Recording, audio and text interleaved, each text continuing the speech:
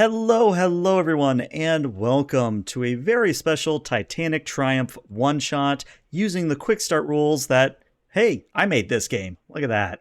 For those who aren't aware or don't have no idea what Titanic Triumph is, it is a tabletop role-playing game using the 2d20 system from Modiphius Entertainment, in which you take on the role of a superhero or supervillain in a near-future version of Earth. It's designed to accommodate the standard sort of high action, pulp, heroism, and villainy, and narrative-focused cinematic play, while also enabling players to create nearly any superpowered individual that you can think of. Now, this is, again, a quick start module, meaning that a lot of the expanded or extended rules are not actually in the system quite yet. That is going to be in the core rulebook, along with all of the other sort of list of powers. So the players tonight are all playing pre-generated characters, and we will be going through the adventure in the back of the book entitled The Same Coin. Now, if you're interested in picking this up yourself, you can find it on DriveThruRPG, and I will put a link both in the description and here in Twitch chat as well. Other than that, the only thing I would say is that really what motivates me to get the core book done faster is support on DriveThru, or just telling me in private or in public that you like it. Motivation is the key to get me to do anything these days. So if you like it, let me know. That's what I'm saying. Other than that, I'm excited to get started. So let's have everybody introduce themselves and their characters, and we'll get to it. So Peter, what do you got going on? Oh, I get to go first. Okay. Hey, everybody. I'm Peter, or Petrus Aquinas out on the interwebs, and today I am playing the shapeshifter, Sin. All right. Sambe. I'm Sunday, also known as Jeff, and I am playing Chrome Rhino. He's a rhino made of chrome. It tracks. Yeah, it tracks. Yeah. Randy, what do you got going on? Hey, everybody, I'm Randy, known online as Dr. Nemesis, but today I will be known as Roger Ruse, aka The Crimson Brush. All right. And certainly last but not least, Jeremy. All right, I'm Jeremy, and today I'll be playing Tanya Tang, or the Bright Comet.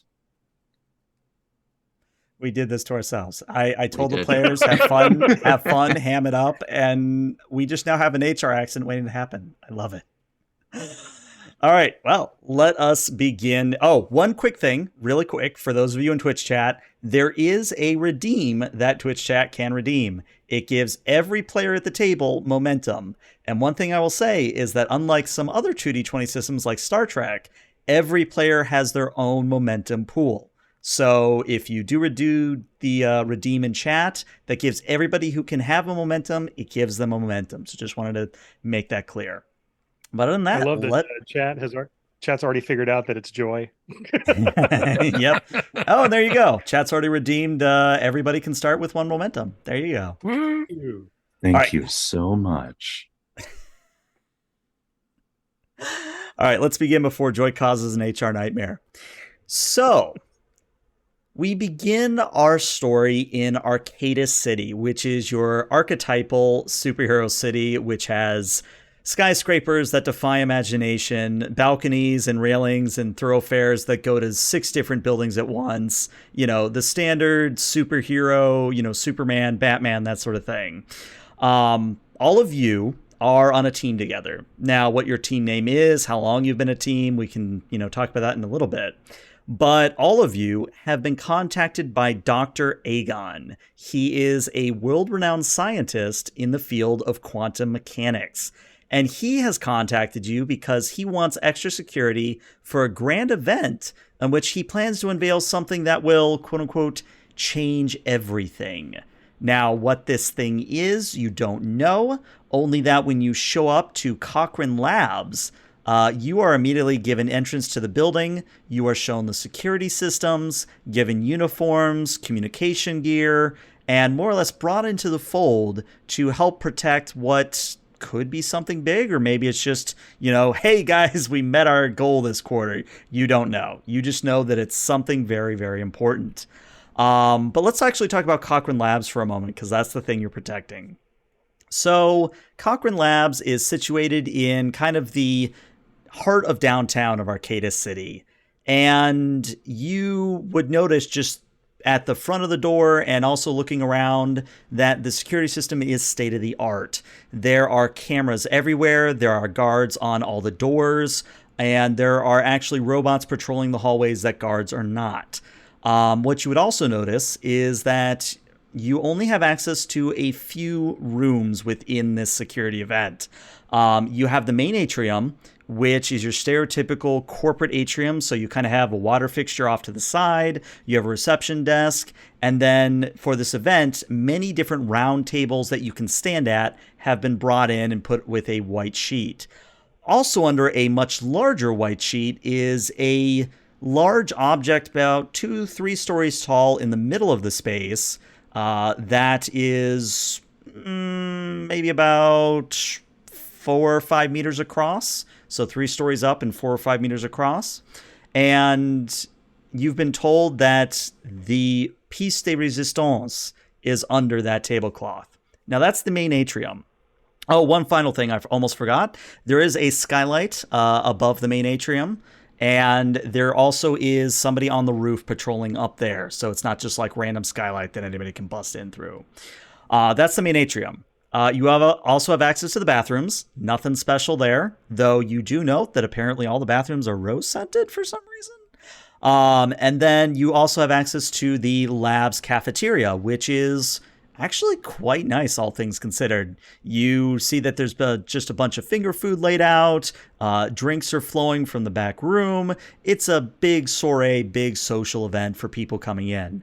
Now, you all are basically floor people where you get to mingle, you get to walk around, you get to talk to people. But as long as whatever's behind that big sheet in the middle of the atrium stays secure, you kind of have almost lay of the land here, if that makes any sense. But let's start talking about your characters proper. And I think the first person I want to hear from is Bright Comet.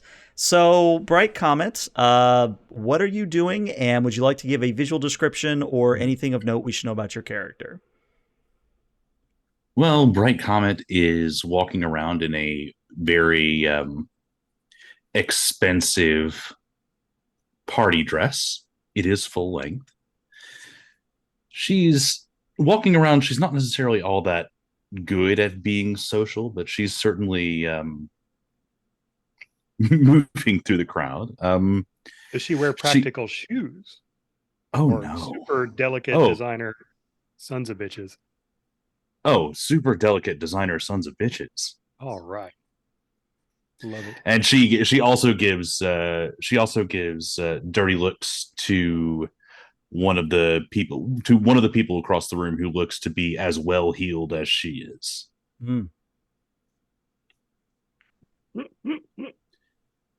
Must be the Not prettiest. it for now. All right. So are you our team leader? Oh, yeah. Who is team leader? Let's decide that real quick. Who is team leader among all of you? I mean, I would definitely follow Bright Comet. Seems like a very,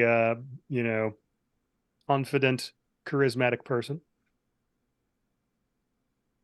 Fine by me. That's one reason to follow them. I know Sin wouldn't want to be. Mm-mm. I will pay one of you to be the leader. Unless you really want me on top. Oh my God.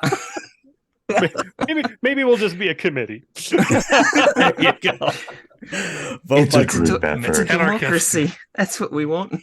It's a group effort. Oh my Lord. All right, so that's what Bright Comet's got going on. Crimson Brush, what do you look like? Anything you want us to note about your character? Yeah, when heroing, my character wears a red bandit's mask, so you can't see his face and just his beard, and a floppy black beret, and then a large white paint spattered smock, like an artist's smock, covers all the rest of his outfit. It's almost like a poncho, from which he sometimes pulls palettes or brushes, or even palette knives. And he has a magnificent curl to his mustache, and he talks very little to the common people. And if it is okay with you, ELH, in order to help secure the perimeter, I would like to have brought into being a beautiful construct to help me out. Okay.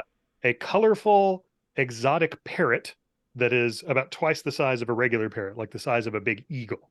that can fly around the room and report to me, and it's parrot talking if it sees anything le suspect. Okay. Now, following the theme here, I assume that this parrot construct is made out of paint. I paint it literally into the air as though the air were my canvas, and it just comes to life. Very nice. So anyone who would see this parrot thing flying around, if you were to look carefully, you would see where the brushstrokes start and where they end and kind of fade off into the air. It's quite literally a living painting. So very nice. Very nice. I love it. And we shall call it Georgette. Georgette. Okay. All right. Next, we have Chrome Rhino. What do you got going on? Well, Blaine Henderson is attaining this highfalutin gala in appropriate attire. However, it's probably like 3 seasons out of date, or whatever tux he's wearing. And it's definitely noticeable, but he's trying to blend in. Not really that comfortable in big crowds, but he's constantly on the radio checking in with all the teammates. Big individual, small individual? Really nondescript. He's maybe just barely 6 feet tall. If you saw him, you wouldn't really remember him. You know, mousy brown hair, just average looking face, average build. Okay. And interestingly, that actually leads us to Sin. Yeah. So, Sin is Sin's a woman walking around, fairly nondescript, not doing anything flashy, just kind of walking around periodically, like if catching the eye of like Crimson Brush, like imitating his mustache briefly just to annoy him, and just kind of, you know, yeah, nothing flashy, practical shoes, for instance, and yeah, just kind of New short, Balance. kind of brownish hair. So definitely keeping like this is the normal form, I would say, but yeah, just kind of moseying around on the edges. Okay. So what I would say is that now that we've got everybody in the scene, there are a few guests that I should also point out to you before I let you all go at it. So the Piece de Resistance is being guarded by the paragon of gold tier superheroes, the individual known as Frozen Wolf. Frozen Wolf is quite literally almost like a werewolf that has been mixed with some form of frost, where her fur is all tipped with icicles, her claws are made out of ever-living ice, and she's wearing kind of this yellow jumpsuit / yellow leotard with a belt buckle that kind of has FW written on the belt buckle. She seems to be mostly just keeping to the large cloaked object. She doesn't really move far away from it, even when people talk to her. Her attention's always on the big item, as it were. Another person I should point out is Blue Phoenix. And Blue Phoenix is a, middling gold tier hero. Looks like a feminine harpy that wears a blue and white jumpsuit. He doesn't really talk much. He's kind of following around Dr. Aegon.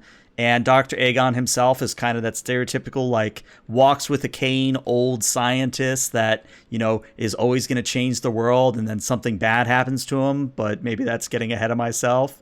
But, kind of that old, stereotypical old scientist kind of a thing.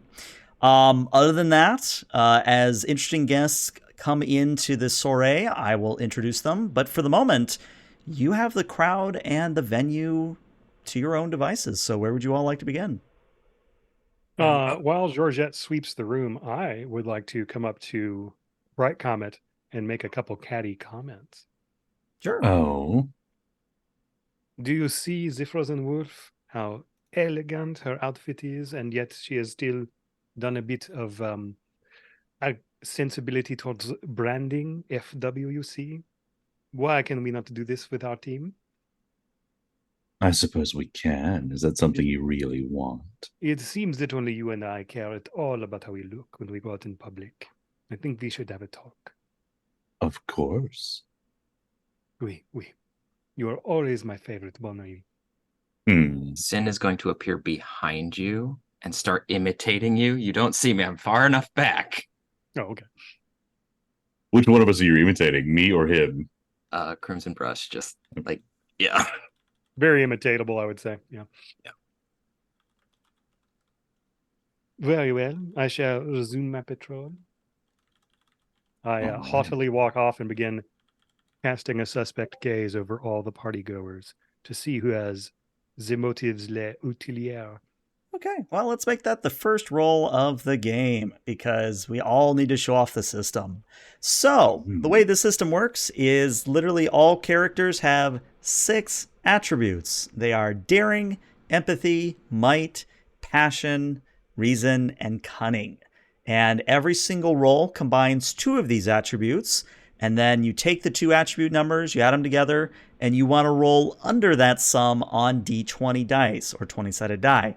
So 1s are good in this system, 20s are bad. Well, not really bad per se, but they are complication makers, as it were.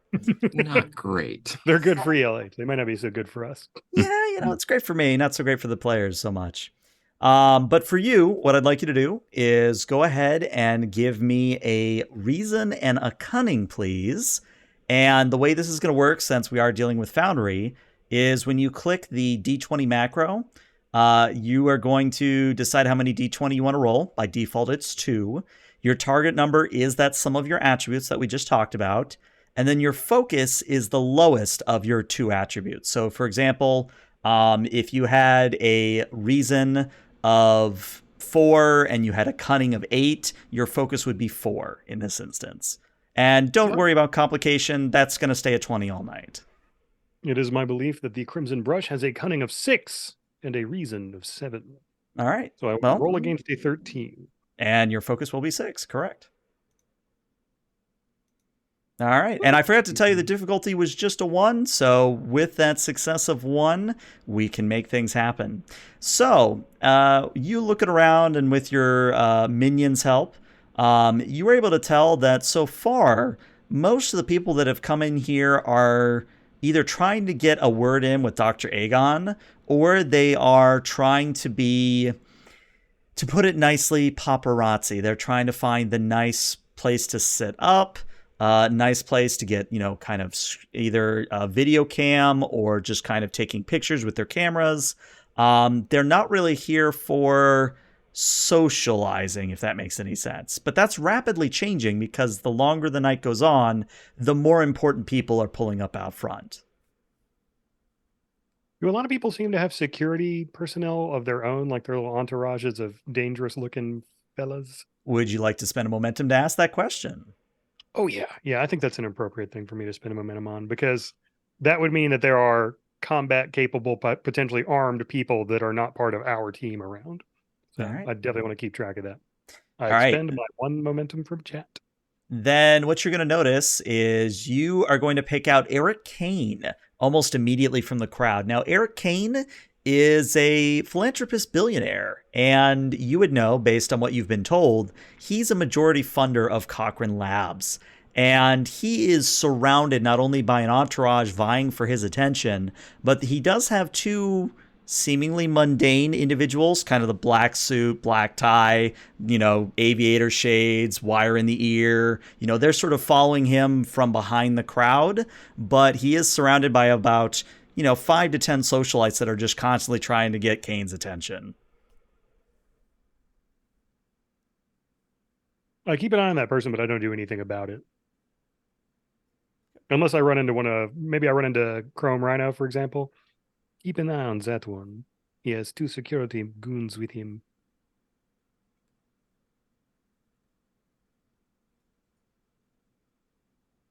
Well, so you put it didn't start to talk. The guy in the really nice suit, Monsieur Kane, oui. and he's the one without the earpieces. Got it. Why can't we have earpieces like that? It would completely clash with my outfit. And good luck trying to talk hell into it. It would have to be made of diamonds. That wouldn't be practical. No, it would not. And you, how do you get these people with the hors d'oeuvres walking around? They don't seem to stop for me. Well, because you look very frightening, monumente. Garçon, I'm garçon. not. I haven't transformed yet. I'm still just a normal looking dude in an old suit. Well, you maybe not look worth the notice. Oui. Garçon, garçon. And oh boy, I get to do a poor French accent. All right, here we go, everybody. Yeah. Oui, monsieur. May I help you with something? Hors d'oeuvres for my very important friend here, if you will. Yes, my mistake. And he offers you wieners on a stick, basically. And The simplest the little possible. hot dog, weenies, and barbecue sauce. Oh yeah, like Oh, it man. is. High Now I class should right note now. that that's just one part of the tray. On the other opposite side of the tray is something that looks a little bit more like caviar, but he deliberately offers you the weenie tray first. It fits. Oh, cool. And I start taking a couple of the ones on sticks. And thank you. Of course, monsieur. And if you have any other requests, and he looks at Crimson Brush, Not at all. Merci. beaucoup. And Yeah, I don't speak French. So that's probably the problem. Neither do I. I give him a little nudge and a wink as I go back to patrol. And I chew on the hot dog weenies as I'm looking at the guy in the suit, kind of comparing. It's like, what I would say is that, Rhino, you're close enough after Brush has walked off that you're actually getting snippets of conversation from Mr. Kane. And you only get a few bits of conversation, but I'll do my best to throw it in there. And the first one you hear is like, I know what you're thinking. You're thinking that if we're able to combine the power of a nuclear reactor with some form of antimatter reactor, then maybe we can combine some sort of super reactor that could power the entire city at once. And you know what? You'd be right. That is something worth Hold on, is that man eating a wiener on a stick? And he looks directly at you, Chrome Rhino.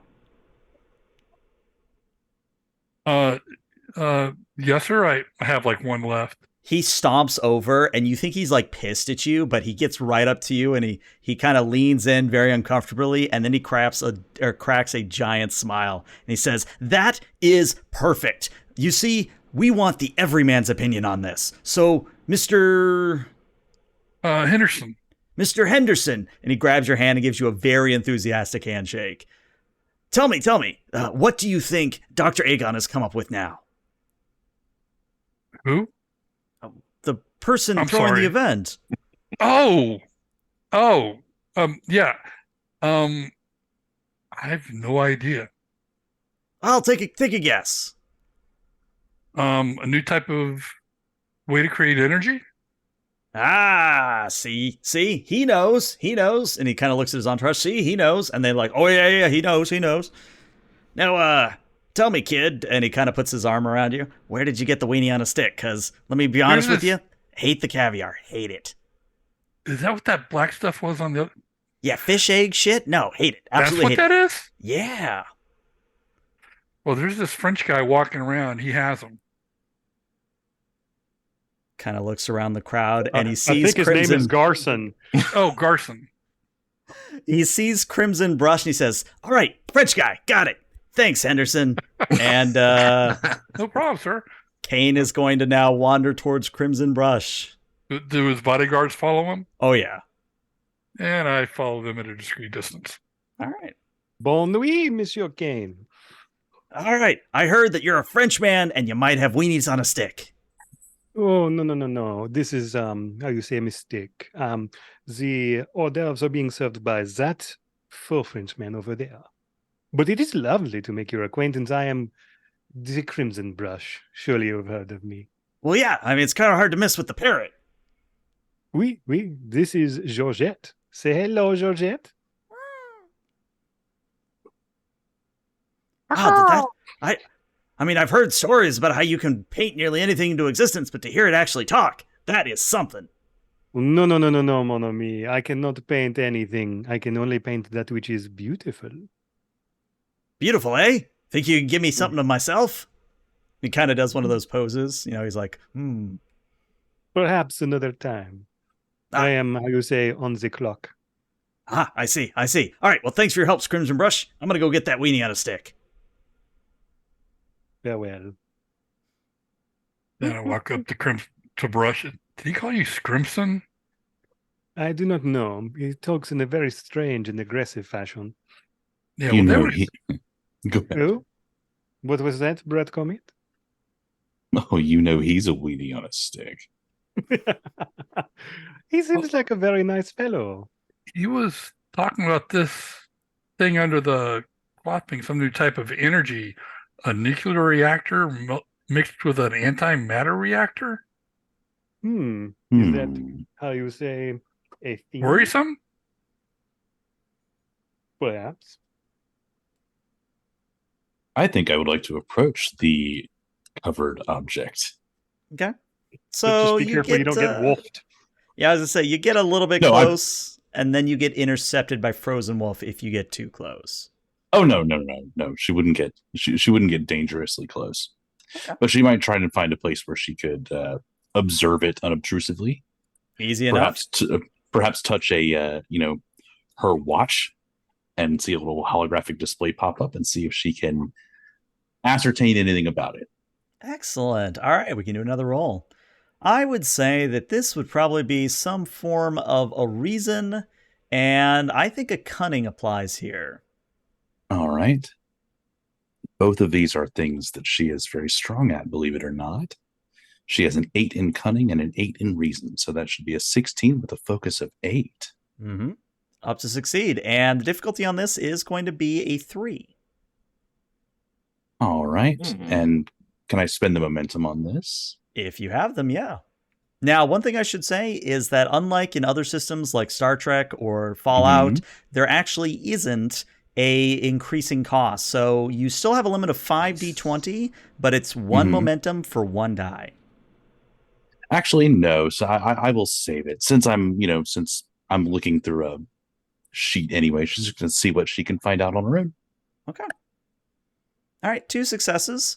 So you are getting the fact that there is some sort of energy generation happening underneath the cloth, but you can't really decide, or at least your scanner on your watch can't really decide what type of power generation it is, just that there is power being generated, if that makes sense. All right, and she will stop at that point. She doesn't want to be obvious or anything. She definitely doesn't want Eric to see. All right. So while that's going on, let's go to Sin. Sin, what's happening with you? What are you doing? I've been kind of wandering through the crowd. I kind of heard a little bit of the conversation between Rhino and the guy's name is escaping me already. Kane. Yeah. So I'm going to kind of give myself the glasses and stuff and kind of just kind of go along behind him to see if I can't hear a little bit more. I'm not changing my outfit yet because I'm wearing like dark colors, but I'm giving myself the aviators to kind of adding the wire in the back to kind of blend in a little bit. I like it. In fact, let's make a roll of it because I think a lot of fun could be had here. So, I believe that this is going to be some form of a cunning, and how about we make this a cunning and an empathy because you're trying to emulate a person? Yeah. So if you critically fail, will you have wires drawn around your eyes and a little pair of sunglasses in your ear? I think we've just decided what our complication's going to be, yeah. Yep. Okay, so... Oh, yeah, difficulty. Difficulty of 2 on this one. Okay, so that's the... Okay. So 2d20, target number. Yeah, 2d20 unless you want to spend momentum here. Let's see what she do. All right, 2 successes. That's what you need. So yeah, you are able to mimic a security guard pretty darn well. And in fact, the other security guards don't seem to notice that a third of them is now there. Suddenly, another security guard. Well, there are 3 of them. Got the 3 for 2 special at Security RS. Yeah. And Henderson is just, comes around. It's just, wait a minute. I was totally If keep an eye on Sin those guys. notices Crimson, if she notices them looking at her, she's gonna like wink. Although you probably can't see it at all, but you know. I'm probably looking largely at the famous people in the room. Rush. There's a 3rd security guard now. There were 2. Now there are 3. Oh, if you don't say. Does not the third one somewhat resemble someone you know of your acquaintance? Maybe. We keep a close eye on that one, mon ami. Oh, I wander off. Yeah. Need All right. this up to get that hors d'oeuvre guy again. What's he playing in those weenies? Yeah, right now, toothpicks, I don't know what to do with them. if any of you actually take a look at where Kane and Garcon is, that's his name now. His name is out Garcon. That he has no other name. That is his whole identity. You see that Kane is just chowing down on the weenies on a stick. He is having a blast over there. But what I would say for those of you that are paying attention either to the piece de resistance or paying attention to Dr. Aegon walking around, you would notice that there is another elder colleague of Dr. Aegon's that's wandering around. Now, this one is built like a truck, and he towers over people even though he's kind of hunched over and still walking with a cane. So big old dude, basically.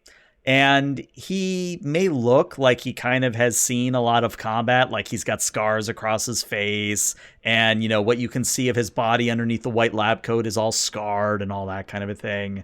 But he speaks in a very joyful Slavic accent, and in fact, he's actually going to walk up to you, Bright Comet, and says, I was not aware that the brightest flower of the evening would be found right here. How are you doing, my dear?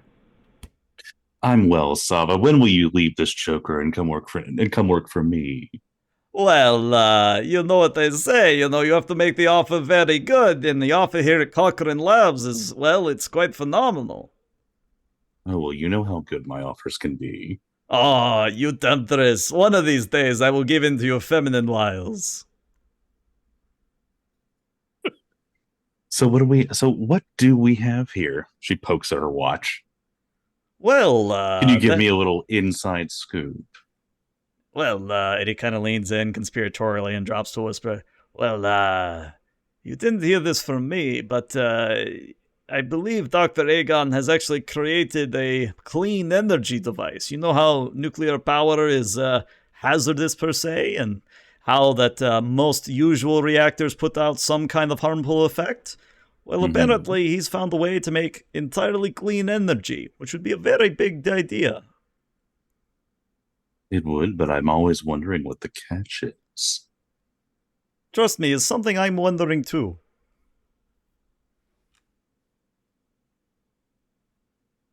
You're still using that cane. Well, yes. You gonna get any better? Well, you did gift it to me for my birthday. How could I not use it? Well, hopefully you've made some improvements to it. Oh, yes. Look at this. And he actually pops off like the curved portion. So like on a hinge, it pops off. And inside is a shrimp on a stick, which he picks up and puts in his mouth. She, as he started to open it up, she started to look very excited and joyful. And then he pops out a shrimp on a stick, and she's just kind of, it kind of freezes in that fixed smile. Stealth crustacean chamber. Well,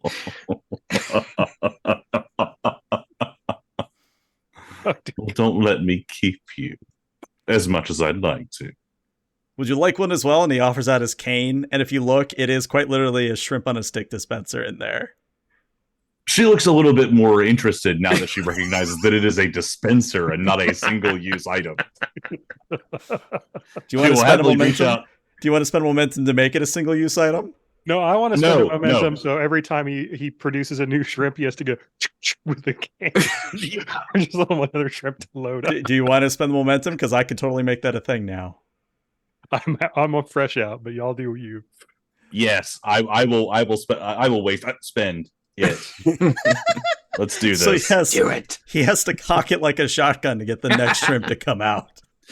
So he does that, and she kind of starts to step back and reach toward a brooch that she's wearing, and then she just sees little shrimp pop out. She's like, "Oh, well, I don't mind if I do." That is the most threatening snack I've ever had. Oh, well, we got some more momentum, so I won't even mark that one off. There you go. Thanks, Thank you. Since we're putting them to such great use. But yeah, at this point, we're now going to go back over to Chrome Rhino and Sin, since you are following Kane around. You would know that a reporter has started to walk up directly on a beeline for Eric Kane. And you would recognize this reporter right away because she's kind of hard to miss. She is Abigail Clark. She's a reporter for the Daily Globe, the largest news organization in Arcata City. And she is noticeable simply because she has a beehive haircut that is bright purple. And I mean the brightest neon purple you can imagine. And this beehive is maybe about 2-3 feet tall. Like, it's a big hairpiece.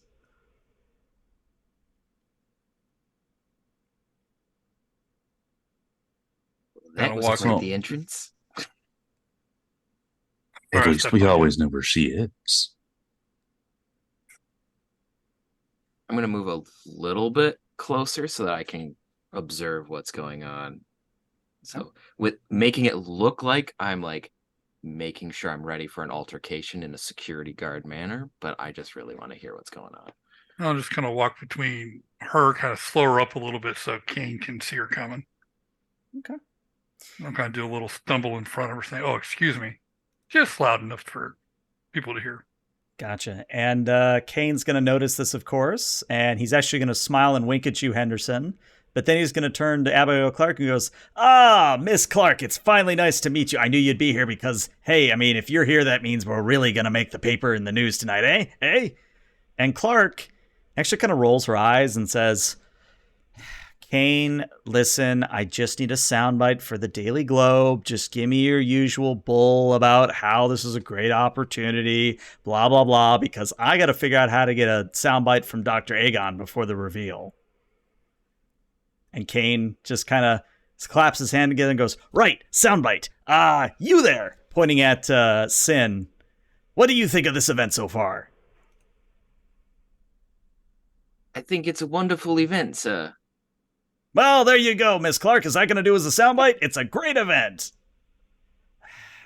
You know what? I don't even know why I bother. You know, Kane, every time we do this, it's never you.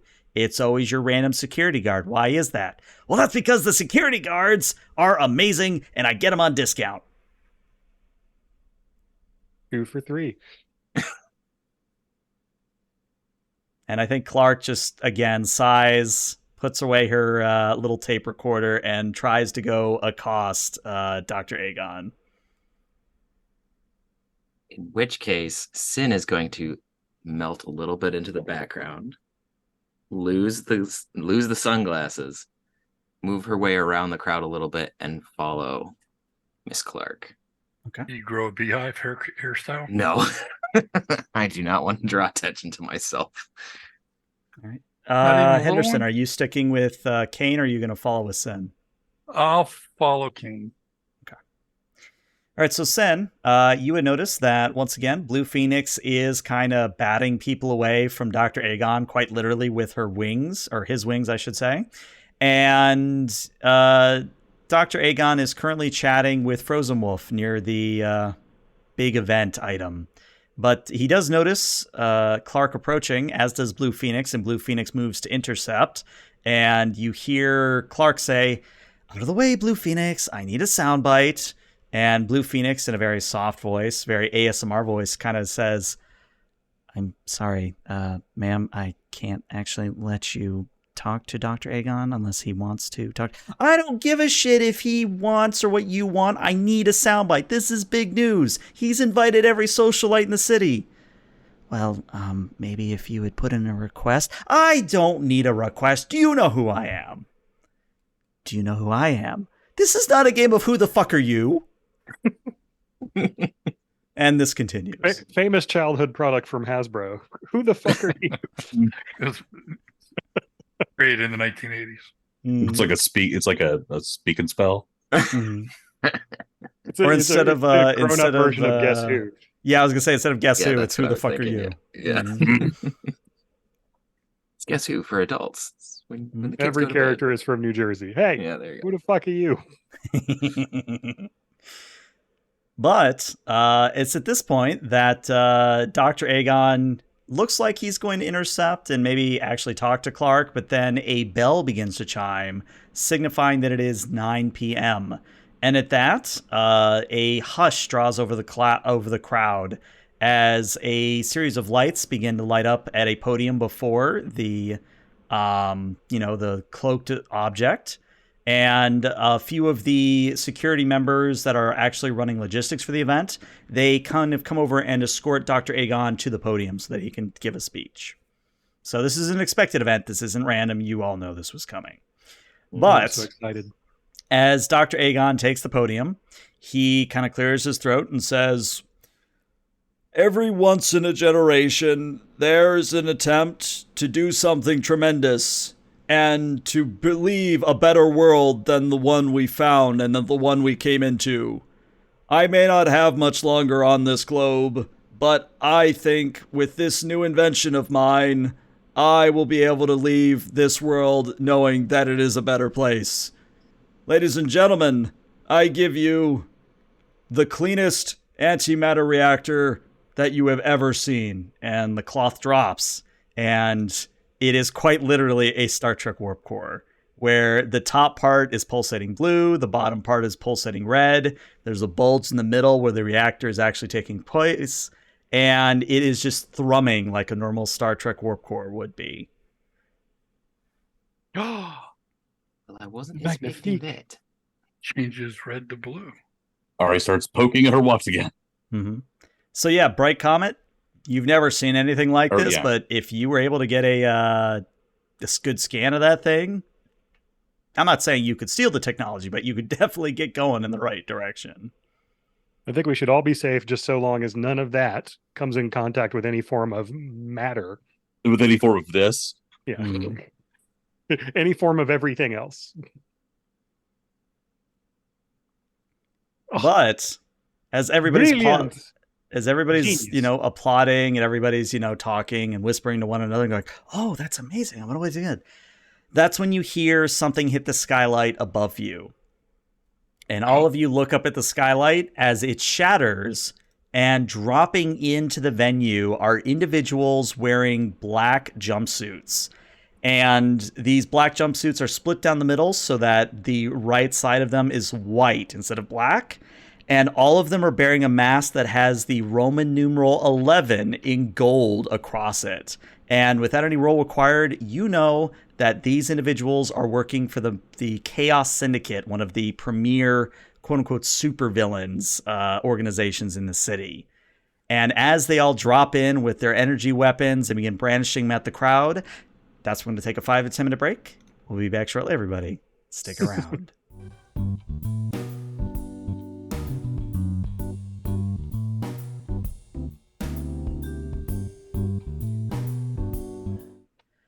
And welcome back to part 2 of the Titanic Triumph one-shot from the Quickstart.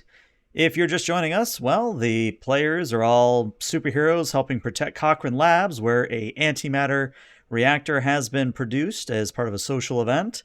And of course, as is the trope, right as the piece de resistance is revealed, that's when the villains show up and try to steal the thing. So, once again, dropping in from the skylight are 6 individuals wearing black and white jumpsuits with a mask on each of them that has the Roman numeral number 11 in gold. And once again, these are members of the Chaos Syndicate. Now that's 6 of them. There's a 7th individual that, instead of it being in gold, is colored blue. So you would know that this blue individual is someone higher up in the syndicate, whereas the gold individual is probably like footmen, minions, that sort of thing. But These worst... chaos anarchists are surprisingly hierarchical. Yeah, I mean, you're not wrong. But the main problem, as far as you immediately are able to tell, is the 8th individual to enter the scene. And as you look up, you see almost like a Eastern style dragon. So a very long, sinuous body, mixed with a human upper half. And she has long, flowing black hair that has been done up into pigtails. Her eyes are very heavily mascaraed, and her eyes themselves have black sclera, and she has red irises. And all of you would immediately recognize her as Obsidian Ryu. And you would also know that Obsidian Ryu and Frozen Wolf have quite the history together. So Obsidian Ryu, as she enters the scene, just kind of proclaims to everyone, "Secure the reactor and see to it that..." Of course you're here, Frozen Wolf. Why would you not be here to stop my plan? Frozen Wolf doesn't say anything, just kind of folds her arms across her chest and looks stoically up at Obsidian Ryu and goes, That's it? Just a You always were one with witty repartee. Very well. Minions, secure the room. And it is at this point that as everybody runs for cover and security comes rushing in, that's where we're going to enter into combat Well, with... I guess that's our cue. All right. Immediately look around trying to figure a place to put the toothpicks I've accumulated in my hand. And I just throw them over my shoulder. You could put them in the dragon. You could. All right. So the way this is going to work is combat is very unique in this system, but not unique to 2D20, where basically the players get to decide who among you acts first. And it's very much done theater of the mind. So no grids here, no battle maps. It's all theater of the mind, which for superheroes, I think is how you have to do it to some degree. Yeah. But yeah, who among you would like to act first? I have a question relevant to answer. who acts first. When these people come pounding through the skylight, Yes. is glass falling that's big enough to hurt the crowd, or is it like a shower of small bits of glass? It's like safety glass. So when it shatters, it's small enough that it doesn't actually have jagged edges. So we don't have that problem to solve right out of the bat, because obviously there's not a lot of time to solve that. In that case, I do not need to go first. Well, now that you say that, I do have chaos, which is my meta currency. I'm going to spend 2 chaos to make the complication that, yeah, actually a few members of the crowd have been injured by falling glass. In which case, I wish to go first, if Okay. that is okay with my teammates. Go for it. I wish to paint a pop-up golf canopy, a really big one, and put it in the center of the room for people to hunker under so that it'll slow down glass, if not just flat out deflect it. Like one of those big, thick, canvasy boys. I like it. So it's a construct. Let's see. I don't know how to roll that. I guess it's just whatever is appropriate. Yeah, so if my understanding is you're trying to protect rather than anything else, so I would qualify this as probably being some form of a passion and probably an empathy here. Very well. Empathy is 5 and passion is my strong score of 8 because, of course, I'm an artiste. Mm-hmm. So allow me to D20 macro. Also, we're going to set this at a difficulty of 1. My difficulty is 8 plus 5, which is 13. And my focus technically is a 5 here. Yep. I'm going to roll 2 dice against diff 1. Ooh, you get 4 successes, scoring a grand total of 3 momentum for yourself. Well done. So yeah, describe more about this tent as it goes up. Can more momentum be spent to have a second tent go up or something like that? If you want there to be multiple tents, you can spend 1 momentum per tent. Yeah, okay, so I'll spend 1 momentum and have just 2 big, like golf umbrella shaped canopies open above us, made of thick crimson canvas, a rainbow colored canvas, like a swirly pattern, of like acrylic oily paint. And I think acrylic and oil paint are two very different things. Oily paint. And that'll be my action for the turn, just to deflect the glass over the poor attendees of this party before they get their veins cut. Okay. And chat just gave everybody another point of momentum. Thank you, chat. All right, so now it's going to go to the enemies, and I think one of the minions is going to go first, and they are going to actually aim directly for Sin, because Sin, you still don't really look like anybody but a party goer, so they don't know any better. Yep. So they are going to basically brandish an energy weapon, some form of a plasma pistol, and they are going to attempt a ranged attack against you. So the way this works is I'm going to roll a cunning and a reason for them, and you get to choose what two attributes you are using to resist, avoid, or otherwise deflect this incoming attack. I am going to use... I'm going to attempt to dodge out of the way. I think that's a daring and reason. Could be, yeah. Sounds like it to me. So like to guess where they're shooting and then to acrobatically jump out of the way. So not just like literally throwing my body to one side, but making sure that I'm going to like land in a way where I can go back at it. Okay, I like it. All right, well, the good news is they've rolled 0 successes, so anything you roll here is basically momentum for you. Okay, so you're going to get 2 momentum for your troubles, because it's difficulty of 1. So, the attack is going to miss you. The plasma pistol shot is going to just whiz past because you dodged out of the way. But you, as the defender, have an option to do a counter strike as if it was immediately your turn. Let's try that. All right, so you're going to spend 3 like momentum. A new cool thing. Yep, I'll use and then 3 momentum. How are you attacking them? So let's say that I like jump out of the way and do a somersault into a pop up and punch to the chin. Okay. That would be a cunning and a daring at difficulty of 1. Cunning and daring, difficulty of 1. We'll wait for your roll before I do the minions. Oof. 1 success. Okay. 1 success. Well, you passed. That's what kind of matters. Though I will say that the minions are only rolling against a 9, so you never know. Let's see. So the minions have scored 4 successes. So this is one part of the system which might get tweaked in the future, but for the moment, you can't counterstrike a counterstrike. So There's no infinite chains of counterstrikes here. So what basically happens, you come in for a punch, it whiffs by, and they just kind of look at you, then look at their gun, then look at you and back at their gun, and then go, do you want to trade, kind of a thing? But that's going to be the minions' turn. We now go back to the players. I would like to go. All right, Chrome Rhino, what you got? Blaine Henderson is back there. He just throws away the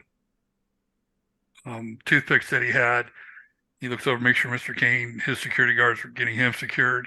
Mm-hmm. And he immediately starts to head towards the nearest minion, or what do we call them? Ninjas. Nice. And as he's moving forward, this liquid type metal starts coming up over, starting his legs, moving back over his back, up over his head and into his arm. And at the same time, changing his form into a bipedal anthropomorphic rhino in very chrome. And so it's like a rhino that's chrome. Exactly. And as he's running out there, he yells, "Witness me." You may have a momentum. Go ahead. And there's chat, the Bling Bison. There we go. Yeah. That's his old partner. That's my brother. There you go. Oh no. But yeah, I assume, Chrome Rhino, you're going to attempt a melee attack? That I will. All right, that's a cunning and a daring on your part. Okay, and just make sure I got this. The lowest value gets put in focus? Correct. Okay. So cunning, daring. Mm-hmm. Okay. That's easy to figure out which one's which. And it's difficulty 1 for you. Yeah. And let's see. The buffed buffalo. Listen, chat, you can't keep throwing zingers like this out. That's my other brother. Just the family. And I will use one of my. Is this kind of an attribute test? It is. I will add a D20 to an attribute test using fortune. Okay. Do you want to just add 1 or do you want to spend multiple? I'll use one of my fortune, use one of my momentum, the one I just got. Wait, fortune or momentum? Because that changes things. Oh, okay. So which? Yeah, fortune's a little like luck points in the Fallout version of the game, or I don't know that there is an analog in Star Trek. Determination's Determination-ish? close. Yeah. yeah. Okay. So that's where that one goes. All right, gotcha. So fortune is more like determination, Mhm. and momentum is more like Momentum. Yeah. Okay, so I will use, well, difficulty one. So I'll use one momentum Okay. to just buy an additional die. All right, rolling 3. Chad is just They're going for it. they're going the hard they're herd. it's Oh my lovely. god, we have Rhino's backstory. getting his own spin-off comic right here. He's gonna be like the Wolverine of our group. All right, well, good news for you, Chrome Rhino. You have succeeded with 4 successes, which means you actually get your momentum right back. And yeah, so we need to talk about Chrome Rhino because Chrome Rhino does little things a little bit differently because he has super strength and you have spot weakness. So, would you care to educate the class on why supernatural strength is such a big deal? Well, normally in melee combat, you only do 2 damage. However, from Rhino, because he has supernatural strength, adds 3. So he can get up to 5 total. And he gets 1 additional damage for each effect that he rolls. Mhm. And You each already success- more than twice that of a normal mortal damage. and I'm guaranteed to inflict at least 2 injury regardless of resistance. Mm-hmm. Now, real quick, there's 2 things I'd like to bring up because it's a teachable moment. So this 5 challenge dice, or this five dice that he's rolling for damage, this is a special D20 that is known in other systems, especially like Star Trek and Fallout and all those things, where basically 1 and 2 represent 1 and 2, 3 and 4 represent 0 or nothing, 5 and 6 are 1 plus an effect. So basically for Chrome Rhino, he has 2 on 3 sides of the die because 1 plus effect effectively counts as 2. There's also something I should bring up in that basically for every character, there are 3 health tracks.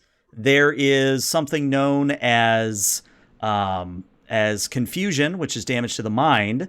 There is damage to the will, which is fear. And then there's damage to the body, which is injury. Now, that might sound like a lot, but trust me, once you figure out what damage goes where, it goes by pretty quickly. And it's one of those things where you get to choose based on how you defend against an attack where that damage can go. So maybe if you fill up your injury track, maybe you want to go to start getting your mind damage done, if that makes any sense. But to resolve this attack, Sunbay, if you could roll me your 5 challenge dice here to see how much damage you do. All right, so that is 2 with 1 effect for a total of 3.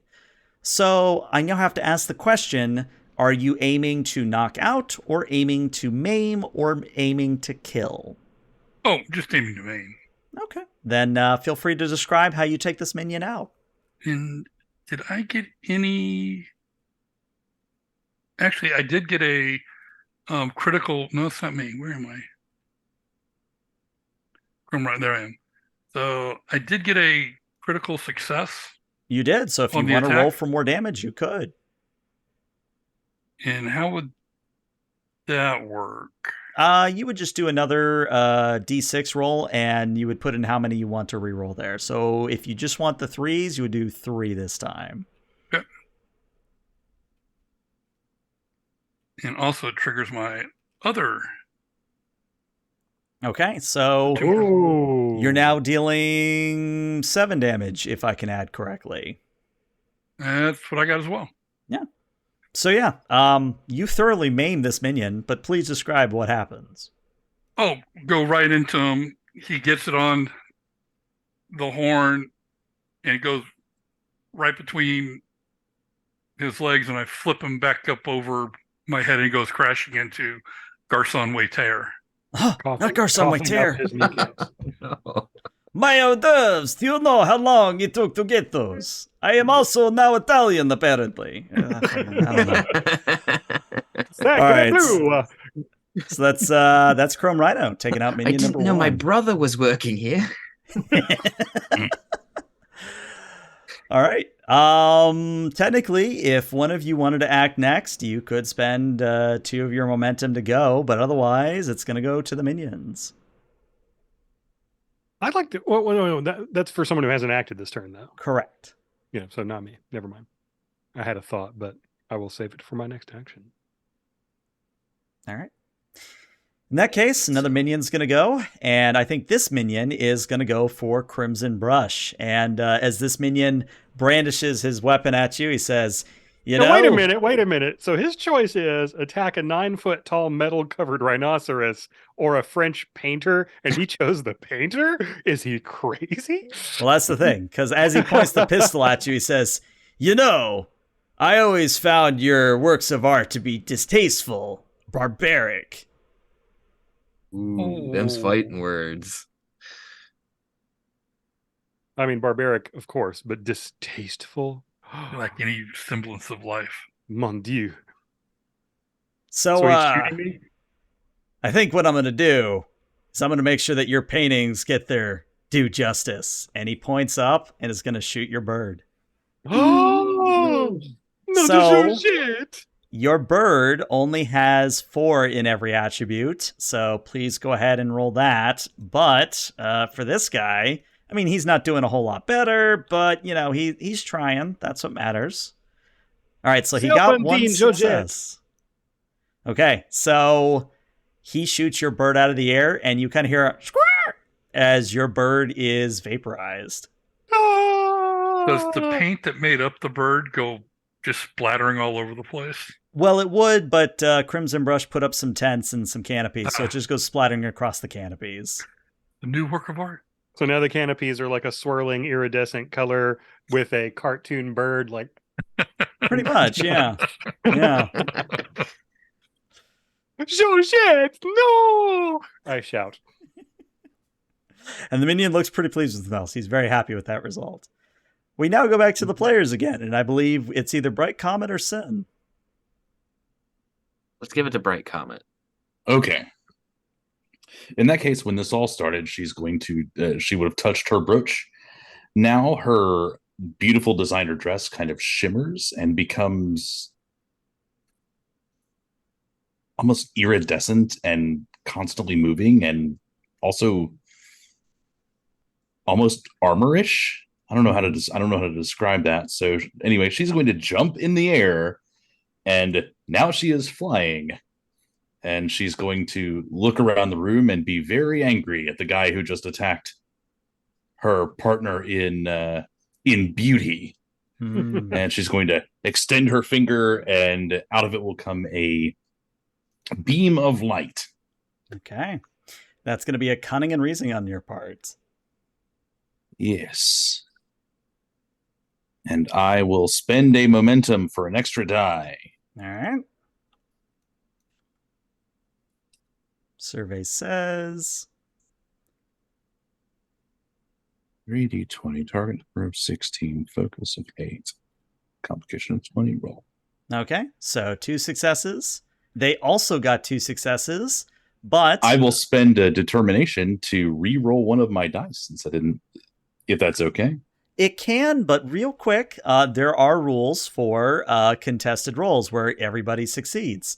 So the way it's going to work is more or less, first thing we do is we compare the amount of momentum generated. But since you each have the same, the active character wins out. And you're the active character here, so you succeed without needing to spend any more. Okay. Your damage is a base of 2 unless you have energy attacks, which I I believe have raises energy it to 3. attacks. Yes. And you ignore how many points of resistance? I think it's 1. Each effect roll ignores 1 point. Okay, noted.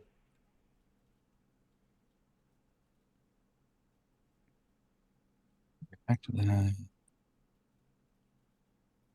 Can you spend for extra damage? You can. And on a 1-for-1 basis, die for. Yep, 1-for-1 basis on the die. So if you want to buy 1 challenge die, it's 1 momentum. Okay, I will do that. Okay, 6 damage. Nice. So you're going to put this minion down. Feel free to describe how he goes down. I'm going to say that because I'm rolling, this is part of her technology. That it actually the reason it's cunning and reason for her rather than something else is she's developed a device that if you can hit them in the eye or anywhere on their face, it flashes lights in a certain way that basically they have a seizure. So I will inflict that damage as probably confusion instead. Yeah, So that he is would be, not permanently harmed. He is just incapacitated. like the screen slaver sort of deal. Yeah, what was that? Incredibles 2, right? Mhm. Yeah. Okay. So I'm not going to describe that because that can be traumatic for certain individuals, but we'll just say for sake of Yes. argument, you basically cause him to be I incapacitated. incapacitate him. Yes. Give him to whammy. All right. So by my count, we still have 3 more minions that have yet to act. And then, so we'll go 1 minion and then the sin, and then we'll do the other 2 minions. So minion number 3 is going to look at Bright Comet, sees you as an easy target, and it's going to go, "How dare you? He was 3 days away from retirement!" And is going to fire at you. And I'm going to actually give him some additional dice here. I don't think it's really going to help him, but you never know with minions. They do surprise you sometimes. The Chaos Anarchists have surprisingly comprehensive benefit structured packages. We have 401ks in dental. Oh my god. Well, okay. So he's rolled 4 dice, only gotten 1 success. Well done, minion. How would you Okay. like to defend Bright Comet? I am going to dodge by moving behind the thing they don't want to hit. Yes, the Oh. By reaction. flying behind the thing they don't want to hit. You want them to shoot Um, the antimatter? Don't shoot at the thermonuclear device. What? Okay, then yeah, Antimatter she is an device. engineer. She would not, in fact, do that because if he had Please complicated, no. Oh God. she would fly behind the podium as he shot. Okay. The podium, So- the speaker's podium. Yeah, I got you. So I think that's going to be a daring and probably a cunning. All right. Let us make the rolling happen. And all I need to see is at least 2 successes, and you win out here. All right. I guess I will spend 1 more momentum to not press X to not die. Okay. And then my cunning is 8, my daring is 6, so that is a target of 14, and the focus is 6. And she will roll. Okay, well, you... Hold on, it looks like you only rolled 1 die there. I only rolled. Oh, I didn't adjust that number. Hold on. I will roll 2 more. 16, 6, 14, 6. Nope, still doesn't get you anywhere. Well, this is interesting because now I get to do damage to you, and we actually get to talk a little bit Yeah, more good about character. allocating damage. Mm-hmm. So, since we said that this is a cunning daring, correct? For you? Yes. Mhm. All right. So you have the option of either for daring, putting this damage to fear, or for cunning, this to injury. So let me roll the damage on this, and I am going to spend a little bit of chaos here to give them some additional die. You are going to take 4 damage here. And if I remember my minion rules correctly... Okay, they don't actually have anything on an effect, so that's good for you. So it's only 4 damage, but which between fear and injury do you want to take that damage to? Now, is that something you can split, or is that something you must allocate all to one or the other? You have to do all to 1 in the same attack, so you cannot split the same attack.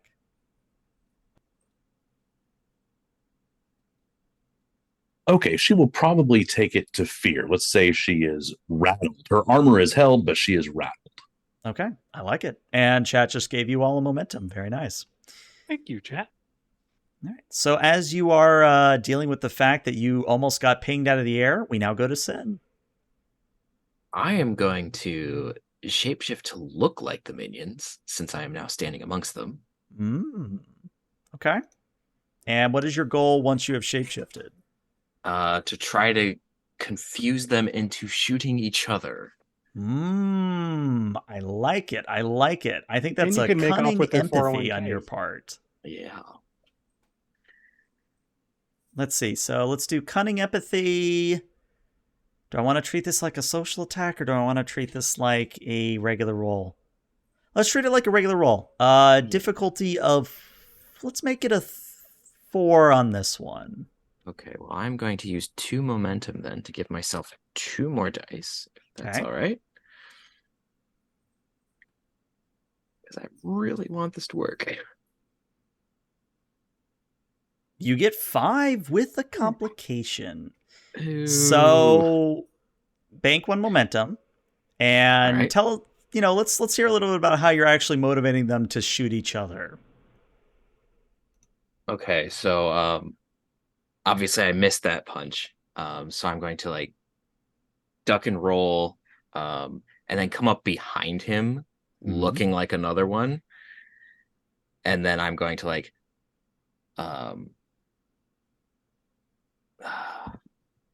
what's the best way to do this? I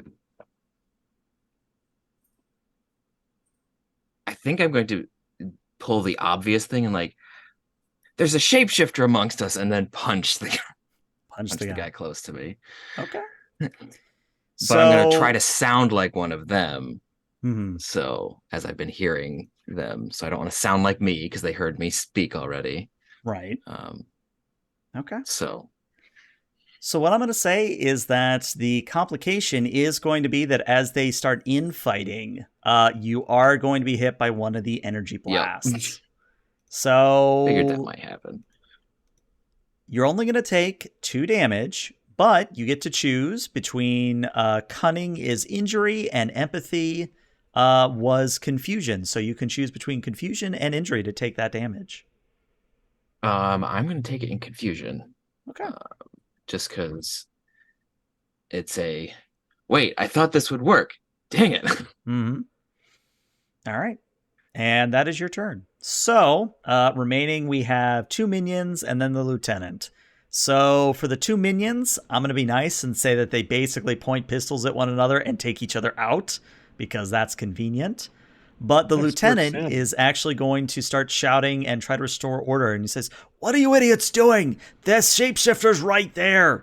It's that one. You, yes, that one next to you," kind of a thing. And is going to try to more or less guide his individuals out of this complication that you've generated for them. Yeah, so, like the boss said, that one. Yeah, that one. All right. No, you. Let's see. So the lieutenant has that much. Okay, so he's rolling against a 12. I'm going to give him a 3rd die with some chaos. All right, and 2 successes, which is exactly what he needs. So the minions that are still up, which there's 2, they're going to stop fighting each other and then look at you, Sin, and they are probably going to go for you on your next turn. I'm going to shrug and like, it was worth a shot. That's fair. You know what? He makes a very good point. That's fair. Boss, you can't fault us. He makes a good, shut up and shoot them. Okay, boss, you got it. Quick question. That is how does Sin's resistance work in this case? Oh, yeah. That's right. I do have some extra resistance. Yeah, good call there. So resistance, you have 2 resistance to all damage. So you actually take no damage. Good catch. So it's like a damage reduction is just, if you'd taken 4, you would instead take 2. Correct. Yeah. Yeah, for the moment. Durability. Yeah, for the moment, it's just a flat reduction that might change to something more dynamic. But to me, it makes more sense to be a flat number rather than something that's all over the place. But that might change in playtesting. You never know. But yeah, we are now going to go to a quick vignette between Obsidian Ryu and Frozen Wolf. Again, Frozen Wolf doesn't say anything, just sort of bares her claws and kind of gives the, Neo fighting Morpheus kind of come at me gesture. And Obsidian Ryu takes the bait, and we just sort of see as all of you are dealing with the Syndicate minions, we sort of see those two tussling as two titans in the background.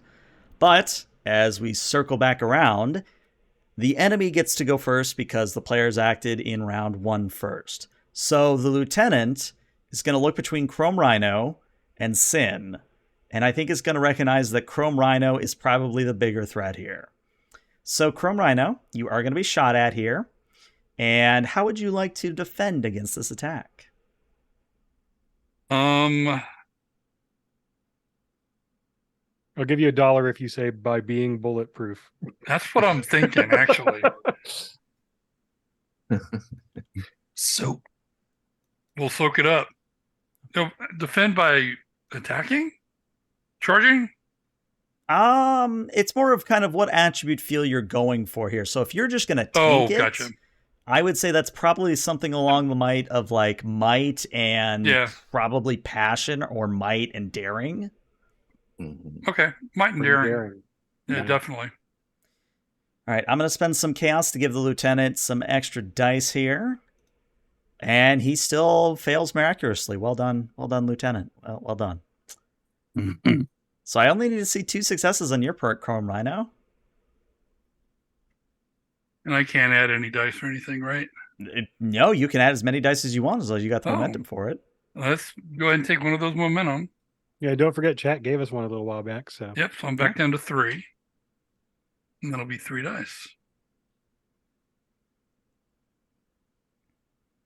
Oh boy, yeah, Holy yeah. cow. So Whoa. what is the cap on your momentum at the moment? Because it is your lowest stat. Oh, momentum. Okay, I wrote that. Where did I write that down? Okay. And that the cap is the lowest stat, which is a 5. Okay. So you had 3, you spent 1, so you were at 2, and you did just get 5. So you have 2 floating if you want to, I don't know, create an advantage, do something special. Could spend for a counterattack. I would like to spend for a counterattack. All right, so you use your 2 floating momentum and one of the others, so you'll be at 4 momentum. And yeah, you get to choose how you attack. And we will be going in full force again. Okay. It's like, you shot it. You shot it. He shot The voice is a lot deeper than it was when he was not. You shot me. You shot it, Sid. All right. So for you, that's a daring cunning, and for the lieutenant, this is going to be probably a reason cunning on his part.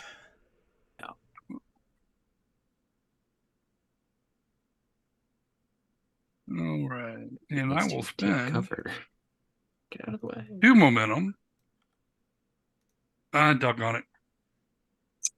Oh, 0 successes. I didn't And a count the complication. minimum, so I was only 2 dice. So I should have 2 more dice. All right. Well, go ahead and roll those other 2 because those could matter. I mean, I was spending 2 momentum for 2 dice. That's my original 2 dice. Right. So you got to add 2 more. Oh. Right. So it'll be 4 dice and re-roll the. Got it.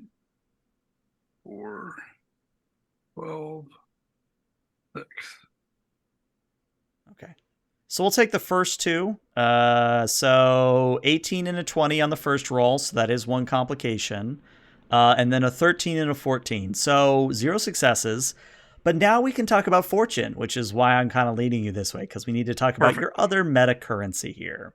So meta currency fortune is the same as determination in Star Trek. You can use it in a variety of ways, but one of the most powerful things you can do with it is you can re-roll as many die in your pool as you wish, as long as you spend a point of fortune.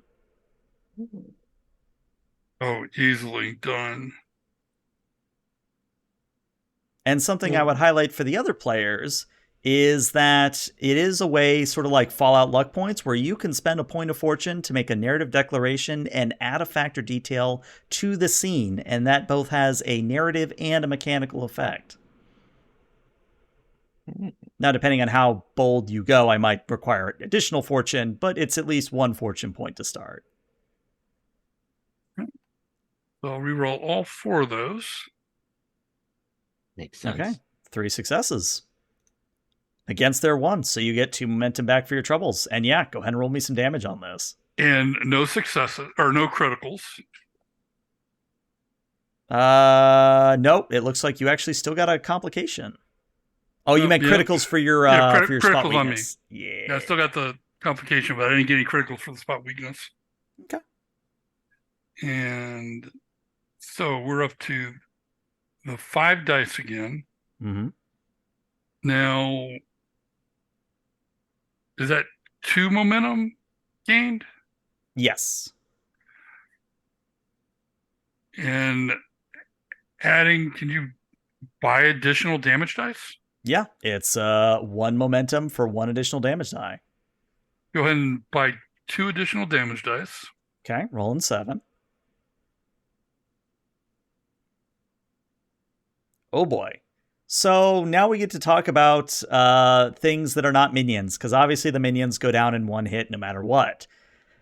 The lieutenant is a special NPC known as a notable, or not a, yeah, they are a notable character. And a notable character has a menace score, which represents how much damage they can take in a single attack or overall. So the lieutenant has a menace of 2, which means he can take 2 injuries before he is incapacitated. You have rolled 7 damage plus 2, so you're rolling 9 damage here. So the magic number is 5. 5 or more does a injury or an affliction to whatever stat they're defending against. And since they did defend with might, they're going to take it as an injury. And what that's going to mean is that they immediately take 1, what is known as a wound, is the affliction. And since you filled up their injury track, that's another wound. So they are going to take 2 wounds at once and be incapacitated, or worse, depending on how gruesome you would like to be in this moment. But I will say that no matter what you're doing as you take him down, the stray plasma shots are going to hit Crimson Brush's canopies and set them aflame. Got it. And it'll be coming in, big old right hook coming across, pounding him into the ground. Okay. So you slug him across the face, and it's kind of one of those like comic book / anime moments where like the face begins to deform against the fist, and then you direct him down, and he like craters into the floor a little bit. Yes. And he's out. And I look back over with like, yeah. Then I see the canopies on fire. Oh, yeah. We so now it is the player's turn after all that. So who'd like to go? I would. Can you spend momentum for additional actions? You can. That is something you could do. It is 2 momentum. Actually, no. Yes, it is 2 momentum for an additional conflict action, or you could spend 1 point of fortune. The difference between the fortune and momentum spend is that the momentum spend is 1 difficulty higher, whereas the fortune spend is not. Well, both of the things I wish to do won't require, well, theoretically, I don't think require a roll. I was just going to create 2 helpful things. Okay. I was going to create a new version of Georgette. Okay. That is, it's basically just a very burly woman holding a huge ball-peen hammer that has a picture of the parrot that died on her shirt and looks really pissed off. And then I was going to paint right beside where the reactor is a massive safe, like a steel combination locked safe with its door open. Okay. And if I can like spend a fortune to create an advantage or a helpful thing in the scene, Mm-hmm. when that safe appears, the doctor who was giving his presentation is right next to where he could theoretically knock the reactor into the safe and slam the door. Okay. All right. So I think I'm going to require some form of a roll here. I just have to decide what to make this. Let us do empathy and might here. I think is probably going to be the closest thing. My 2 strongest attributes at 5 each. Yeah. I would say that the difficulty on this will be a 4. I'm going to spend Ooh. all 3 of my remaining momentum. Okay. So I'll roll 5 1, dice. 2, 3, 5. Yeah, 5 dice. Because I have a just awful set of stats here. So And you did just get a momentum from chat. Thank you, chat. thank you, chat. 6 successes, meaning you get 2 Oh, momentum back for your goodness. troubles. So yes, Yay. you in fact paint the safe, and I'm going to say with that many successes, Dr. Aegon is going to see what you've done and is going to kind of give you a thumbs up, and then he's going to shoulder check the reactor, which again, this reactor's pretty big. It's like, again, multiple stories tall, but despite his old, frail frame, he shoulder checks the reactor into the safe and then pulls the safe door closed, and you all see and hear the spinning of the safe as it locks. And then I shout to Georgette, Georgette, vengeance! Because theoretically she goes on my turn. Okay. So, at this point, the only 2 active individuals are 2 minions. They just saw Rhino basically eviscerate their boss. And if I remember correctly, I think Crimson Brush, the one that shot your parrot's still up. So Anti-Parrot Man is going to look at New Georgette and go, "You don't scare me. You're just made of paint, and paint can be chipped." And is going to shoot Georgette again. Paint could be cheap. Oh, I love that. Oh my god. All right. Okay. I'm running low on chaos, but I'm still going to give him 2 more die. Why not? All right. Oh I my wish to god, give minions. Georgette- Could you please, minions? Minions. I'm going to give Georgette 1 die. Minions.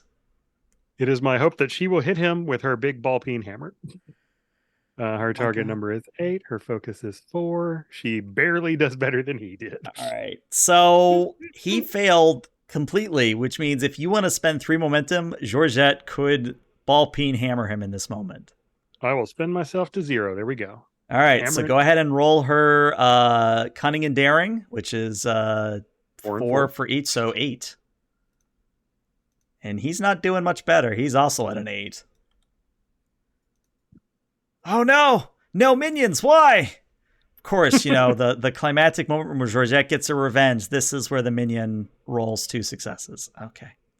So Georgette comes in with the ball peen hammer, swings down, minion dodges out of the way and goes, "Ha, you're just paint, you can't move. Like, look at me, I'm human. I can do this with my arms." And he starts doing the wave with his arms, and like he starts getting funky with it, but then he realizes how stupid he looks, and he goes, "What the hell am I doing? I'm fighting paint. It doesn't understand anything. It's just useless color."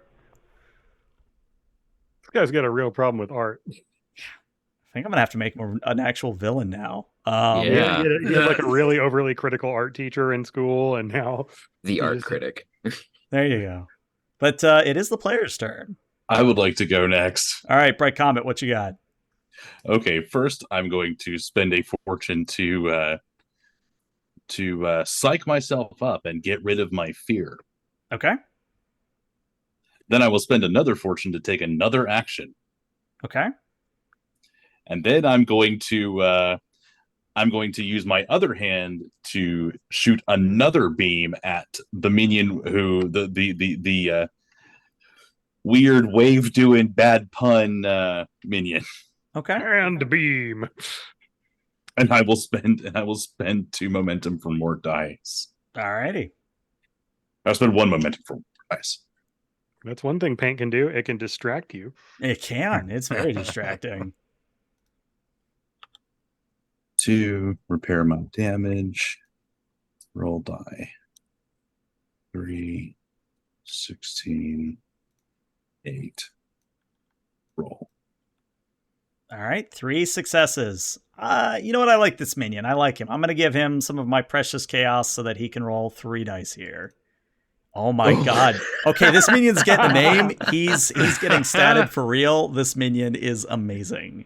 Cause yeah, the minion is going to look at you and he sees the beaming coming and he actually scoops up aviators on the floor from one of the guards of Kane. You know, the aviators got knocked off. Mhm. He slips on the aviators and your light show phases him not at all. And he goes, I know how to deal with you also, Bright Comet. You just got to wear shades. It's real freaking easy.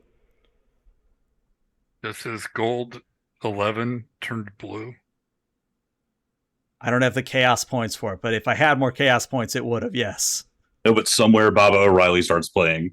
Let's name him Critical Schmidt, Critical Schmidt. There you go. because he's both a critic and very lucky. Yeah. All All right, so the last remaining minion, I have to figure out what the hell to do with him because he's seen his lieutenant go down. He's seen a new lieutenant, pseudo-lieutenant, spawn. I think he's going to go for Georgette. He's going to try and help out his buddy. So he's going to shoot Georgette again. No. And he fails completely. Oh my god. Of course. Of course, he's a minion. He can't do anything right, so he's just going to fail. But yeah, with that, we go back to the players and it's everybody in a row, pretty much. Did I go that round? I know I You haven't gone yet. did a no. counterattack. Yeah, you did it. You had a It's comment. just been me and Comet so far. Yep. So it's Rhino or Sin. Do you want to go? Go for it. Okay. I am going to pick up on a run, and I see this guy doing this weird jiggly dance. Oh God, too tempting a target, and go right at him. Let's make it to where his arms only do that. All right. Well, you know the role at this point. It's cunning daring on your part, and I think he's going to tank this like a man, quote unquote. So he's actually going to resist with daring and might, his best stats. Ooh. Which he'll probably either job or otherwise fail, but maybe. I guarantee you, this guy's got a lot of daring. I'm going to buy 2 dice with momentum just to be on the safe side. Okay. Boom, boom, boom. Okay, I think I got it all set.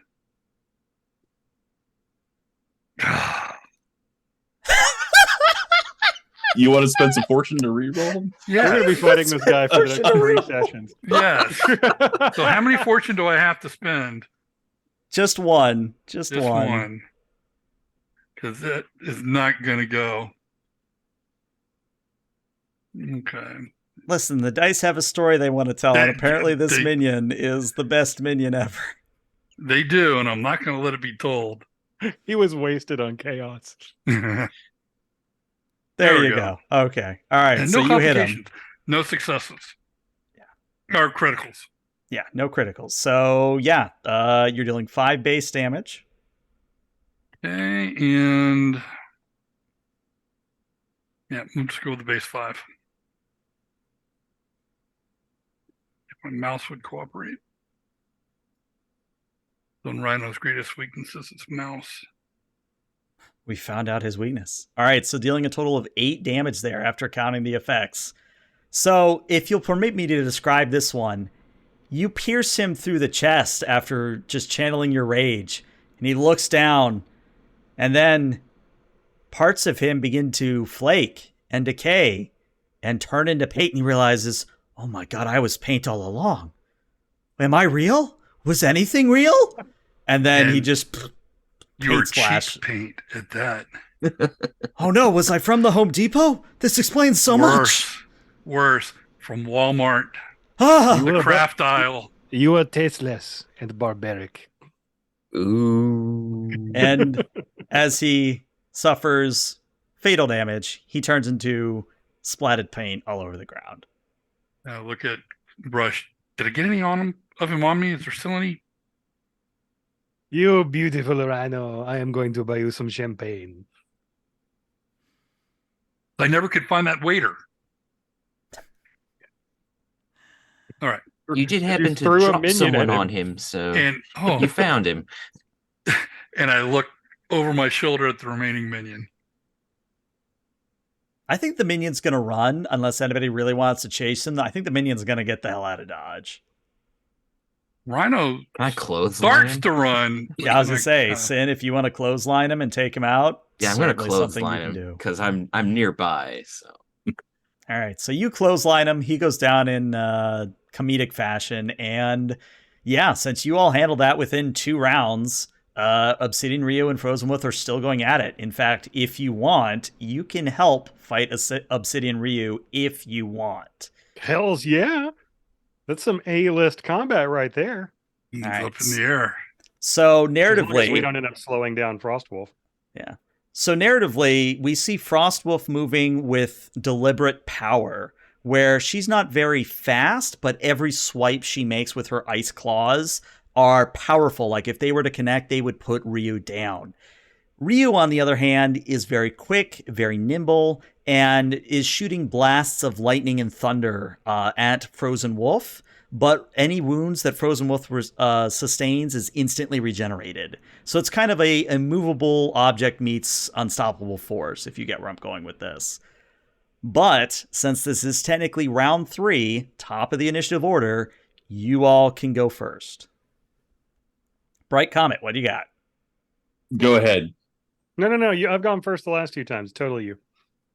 Oh, I'm going to attempt to distract Crimson Ryu by flashing her. Like literally, or What? My armor's gonna actually light up like a flashbang. She's gonna fly in front of her and light her armor like a flashbang. 4K no los dos. Yeah. There you go. All right. Well, what I would tell you is that your difficulty on your cunning and your reason here is actually going to be a difficulty of 2 because of a special ability that Ryu has. Okay, I have 1 more momentum. I suppose I will spend it.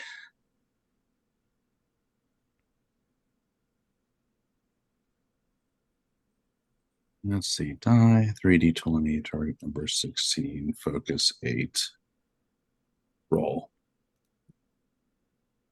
Okay, 4 successes. That is significant. And this is where I've been saving up my chaos, so I'm going to be nice and only give her 1 additional die, and then her focus here is a 6. Okay. All right, she is still going to take it, but she has the option of re-rolling, and I think she's just going to re-roll that 20 because we don't want a complication here. But we'll see what happens. Okay, so she changed it from not a complication, or from a complication to not a complication, but you do get 2 momentum, and yeah, go ahead and roll me some damage here. All right. And I think part of me says, in lieu of doing damage, I would like to reduce her resistance to Crimson Ryu's next attack, since my whole thing was to distract her. I like it. I don't know if we've got it laid out systematically yet. So if not, I will totally just throw damage. At you know what? I'm completely okay with coming up with new effects on the fly. That's part of the beauty of the 2d20 system, is it's very easy to do that. So yeah, I would say that if you want to go without damage and make it easier for Frozen Wolf to come in on her attack, I will make Frozen Wolf's difficulty 1 less. How does that sound? Yeah, basically an assist, a combat assist in this instance. I love it. In that case, would you like Frozen Wolf to go next? Because that could change the flow of combat very quickly. Sure. If she's got. Do we need to use momentum? Because I'm willing to. You would have to spend 2 momentum to let her do it. I'll spend it. Or okay, if you want to, go ahead. Yeah, I'll do it. Okay. I haven't been super effective, so we'll do that. Yeah, I will admit Sin is definitely more meant to be for the villain side of this adventure. And real quick, if you want to run this adventure, you can run it either as heroes or villains. I'd recommend doing both because it's fun from both ends. Yeah. I did confuse people though, so I did do that. Yeah, I mean, you accomplished what you set out to do. All right, so Frozen Wolf. Oh boy, your power stats is 17, critical 8. I believe in you. I believe in you, girl. You can do this. Let's see. Anybody want to give her additional die? Yeah. How many die you want to give her? We want this to be the blow. I'll spend both of my momentum. Take them. All right, so she's up to 4. Anybody want to give her a 5th? I'll give her a 5th. Giving I her a have no 5th. momentum. All right. Survey says 6 successes, no complications. To make it cinematic, I'm going to use my remaining 2 chaos to give Obsidian Ryu a chance to potentially succeed here, but you never know. All right, so she's going to take this with a 15 crit 5. And she is rolling 4. Oh my god. Oh my Holy god, Obsidian shit. Ryu. Holy crap. Wow. That is impressive. Wow. Wow. That is amazing. And that's, even if we factor in your combat assist, I think Obsidian Ryu, yeah, that is tremendous. Can we spend fortune to allow Frozen Wolf to take another action? Yeah, if you want to give Frozen Wolf another shot at it. I will do that. Hopefully Okay. someone else has some momentum she can spend. I have one more momentum. 1. Okay. So if you both want to contribute, she'll be rolling 4 dice here. Yep. Okay. Hey, it's all that took to get 8 successes on the last roll was 4 dice. Yeah, apparently. Holy cow. Okay, so, Jesus. second attack for Frozen Ryu. Goodness. She's got 7. She's doing well. And then, or for Frozen Wolf, she got 7. And then Obsidian Ryu, once again, is going to be 15-5. I have no more chaos. I've spent all of it. In fact, it's mathematically impossible for her to do it, but I'm doing this for momentum purposes. Okay. So, narratively, what happens is Frozen Wolf leaps up using the painted safe as kind of a thing where she can dig her claws in and kind of like climb up it using her claws to dig into the paint and wrench herself up. She then leaps off of the safe, swiping with her claws, and Ryu dodges the first one, but she doesn't see the follow-up swipe coming from the other end, and Frozen Wolf takes her head, Ryu's head, in her hand and mimics what Rhino did earlier and slams Obsidian Ryu so forcibly into the ground that the safe is actually tipped over from the force of the blow. Does it land on her? No, the safe doesn't land on her, but what I would say is that Obsidian Ryu is knocked out at the moment. Can I use my action to paint a bunch of chains around her? You certainly can. In fact, we're out of combat at this juncture because everybody on the field has been dispatched. Yes, I paint some chains and shackles around all of the incapacitated ne'er-do-wells. I look at Senna and said, Frozen Wolf. She Oh, learned that from me. I will look at the doctor who slammed the door on the safe and say, I was thinking on my feet, mon ami, and unfortunately the combination is 1, 2, 3, 4. Many apologies. That's quite all right. 1, click, 2, 3, 4. And then the door opens, and we see that the reactor's not there anymore. But there's a note, a sticky note, and Dr. Aegon picks it up and he says, "Oh no. Apparently in all the kerfluffle, they had a teleporter teleport the reactor out. In fact, this post-it note says, 'Thank you for the cover.' Sacre And- bleu! Then there's kind of like a winky face emoji." My beautiful artwork has played right into their nefarious schemes. Well, I mean, you've saved the event goers, and I can always make another prototype, but, man, I wonder what the Chaos Syndicate's going to do with that reactor.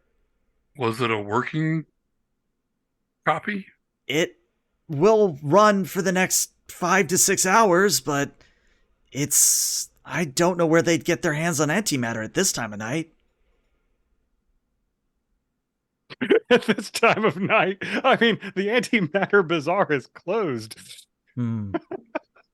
Where do you keep your antimatter? It seems that we're all here. Well, oh dear, you don't think they broke into the labs, do you? It is a distinct possibility, oui. And it's at this point that Blue Phoenix, who apparently has done absolutely nothing during this fight other than keep Dr. Aegon safe, Blue Phoenix is going to spread her wings and launch herself into the greater part of Cochrane Labs. And after a few moments, you hear over your little earpiece or whatever you're using to hear the security comms. She says, "Yeah, they stole the antimatter as well." It's not I surprising that this is a two-pronged attack. I hate being right. Well, I hate to put the burden of recovering the reactor on new heroes like yourselves, but I think Frozen Wolf is gonna be preoccupied keeping Ryu under control. So, can I count on you four? It would be an honor. I don't think I have anything better to do. Not yet, anyway. I know. Yeah, this party seems to be shutting down. Seen? Well, why not? And as we bring the session to a close, because if this were a real game, this would be a two-parter. But since it's a one-shot, we're going to pull the camera back. And in classic comic book fashion, we go like 17 blocks over where they've moved the reactor. And we sort of just see a high-back chair with a cat on one of the armrests. And we see a avian blue hand kind of petting the cat. And it says, "Yes, they played directly into my plans. They never saw it coming." And that's where we're going to end our session, because why not? Maniacal laugh. But yeah, what'd you guys think? I loved it. That was great. Oh, It's so fun. Cool. And I do want to say thank you, chat. You guys, you had some interesting ideas and definitely had the pun game. And you definitely helped out with momentum, so thank you there. Hells yeah, Chad. Mhm. Thank you. Thank you. You're the real MVP.